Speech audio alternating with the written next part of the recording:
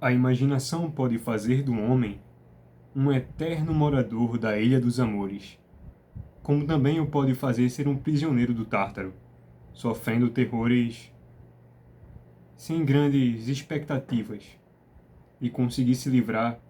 das amarras que criou para si mesmo, como não tendo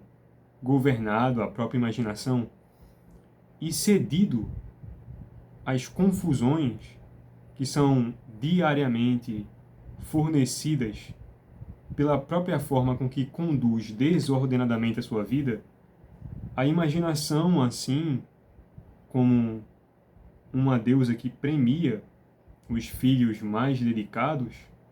ama em todo o seu cuidado os disciplinados. Mas essa disciplina, ela não aparece sob uma forma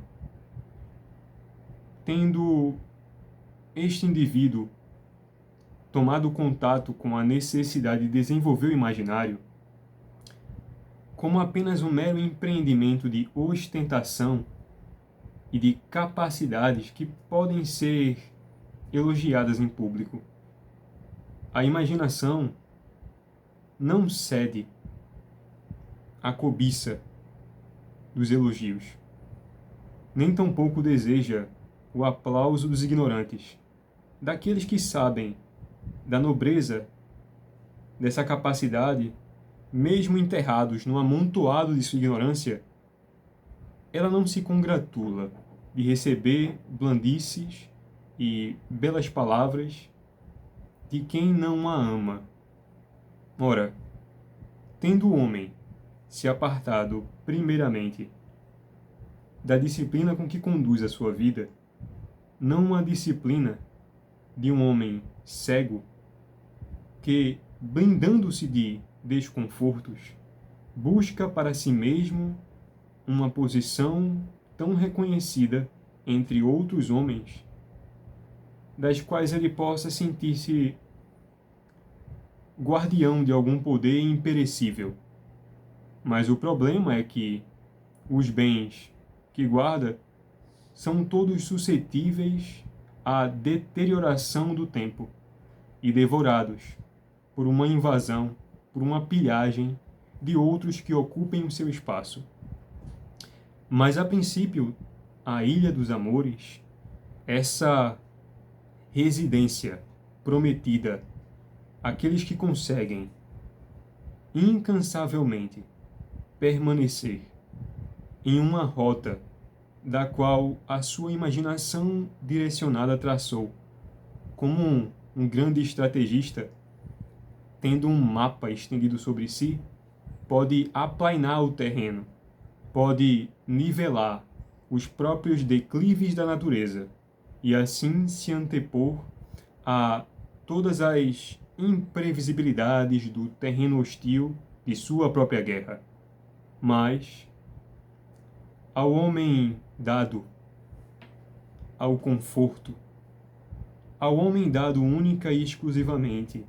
em adquirir diariamente a sua porção de esquecimento, isto é, pois busca a si mesmo no quanto consegue se esquecer, entregue a cuidados dos mais vis,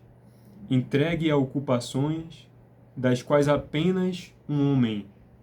com grandes debilidades e rachaduras na sua alma, tendo abandonado esse posto, fizera habitações de grandes bestas, e essas bestas, proliferando-se, torna inóspito aquele seu antigo lugar da habitação, quando ainda tinha um certo domínio sobre o que provinha dele mesmo. O homem torna-se o demônio de si mesmo, quando não outorgou à sua imaginação as direções de um caminho eterno. E esse caminho, como diria Camões, não está sujeito à vancobiça, mas a fortuna, a sorte, ela entrega de boa vontade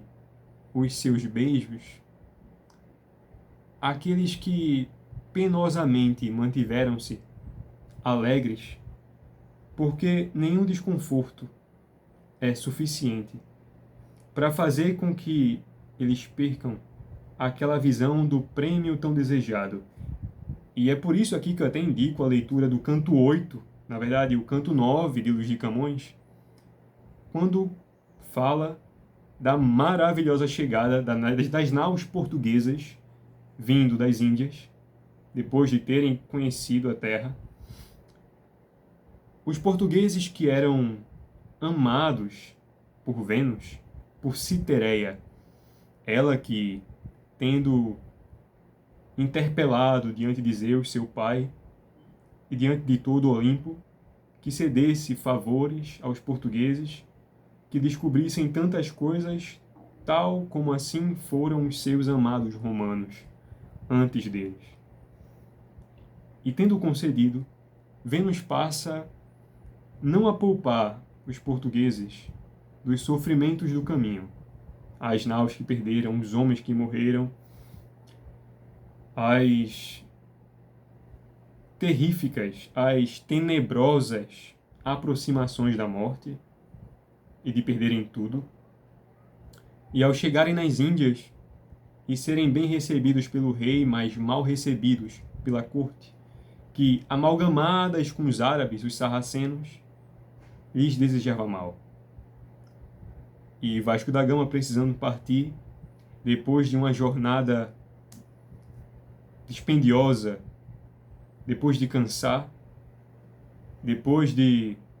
esquecer-se até mesmo de casa e daqueles que o amavam, a deusa Vênus, vendo tais esforços, chama o seu filho Cupido para que faça dessa jornada tão cansativa, desses homens tão disciplinados, um pouso seguro, através de uma ilha do fundo do mar que Vênus faz emergir, a qual se denomina Ilha dos Amores, por Camões. E ela diz ao Cupido que ele deve passar diante de todo o mar e dispersar as suas flechas para que atinjam as Nereidas, as ninfas do mar, as filhas de Nereu. E elas, tudo afetadas por amores, passam a amar os portugueses, tendo primeiramente, antes dessa ousadia do menino cego, a capacidade de Vênus em perceber o que é que faz o nome imortal de um homem, que não apenas os seus feitos, mas o que se diz sobre os seus feitos. Então ela, decididamente, persuade a Fama, esta divindade com 1000 olhos e ouvidos, e dá as coordenadas para que a Fama divulgue as capacidades dos portugueses. E tendo divulgado todos os grandes feitos que os portugueses conseguiram nas extremas partes da terra, além de ultramar,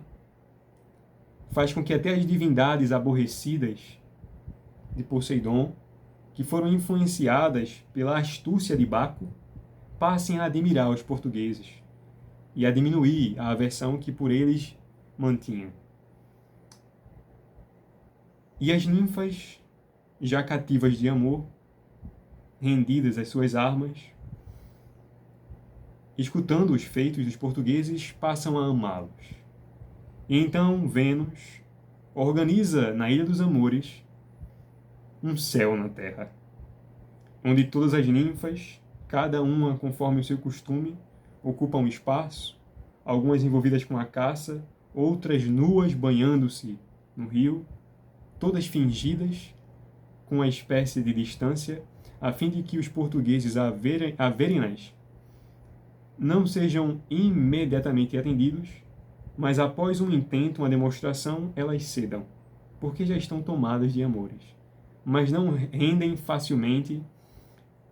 as suas carícias. Então, depois que os portugueses chegam,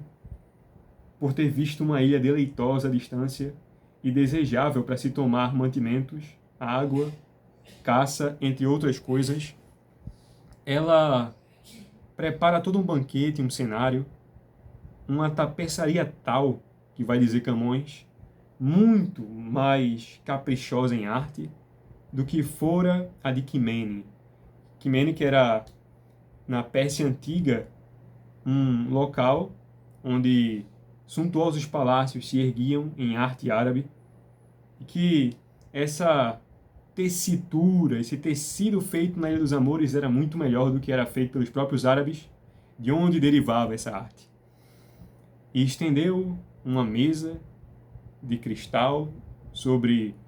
um amplo arvoredo e que de cumes deleitosos brotavam águas de pedras alvas, escorriam formando um rio, e há toda uma manifestação de vida, a flora e os pomos, que faz com que os portugueses tenham repouso certo. E os portugueses chegando à terra, se deparando com aquelas ninfas, onde as suas almas se lançam como desejosas por saciar-se, e perceber a brincadeira que as ninfas, correndo entre folhagens, entre brechas dos arvoredos, fingem a dificuldade de ser alcançadas, até que são apanhadas e alegremente oferecidas aos portugueses, em que cada um a toma por sua. E aí Camões, ao final do canto 9, vai descrever o que é a Ilha dos Amores. A Ilha dos Amores é o porto certo daqueles que mantêm-se firme no propósito, mas um propósito que vai além da própria vida. Uma intenção que vai muito além da cobiça e do desejo do poder, do desejo de ser reconhecido por um reinado, mas sim por um feito cuja tal divulgação lhe conceda a imortalidade. E é por isso que Camões vai dizer que só a estes homens ele louva, já que o seu rei, um rei jovem na época, merecia tais recomendações em sua nobre arte. E nisto, Camões prossegue: pois é assim, somente, que um homem dedicado a muitos trabalhos, esforçoso em sua arte e em seus costumes, alcança o descanso e o repouso desejado. Mas o que é mais gostoso de tudo isso, ainda que seja um lugar que habite a sua imaginação, a porção correspondente da sua disciplina é um prazer maior do que qualquer resposta prazerosa num afeto que você deseje de uma mulher, seja de quem seja, chegará perto desse contentamento. É a imaginação que recompensa o imaginador por imaginar a exata direção do seu destino, não temendo os imprevistos do caminho, mas sim desejando a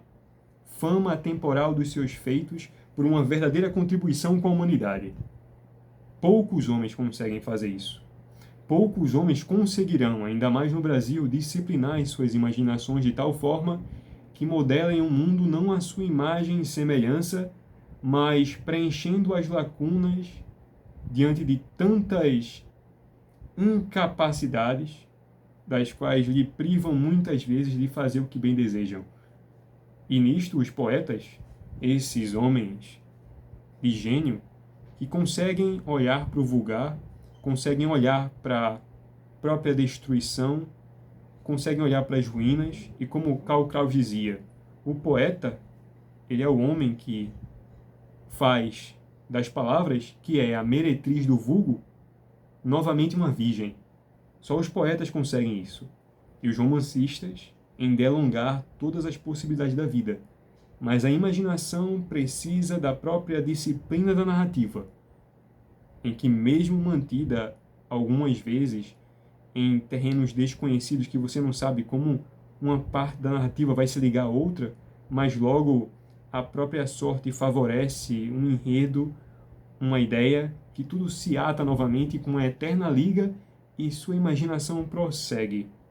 insubordinada a qualquer distração da mediocridade. Por isso, senhores, a imaginação é esse firme fundamento que faz de poucas capacidades suas uma homenagem à própria divindade dos feitos, à imortalidade do que pode ser feito, a divulgar verdadeiramente os atributos do Espírito, cultivados na solidão e no silêncio, e manifestado aos olhos de todos, ao tempo em que os frutos amadurecem. Portanto, para tudo isto, existe uma primeira necessidade: a imaginação disciplinada em todos os costumes. É só, senhores.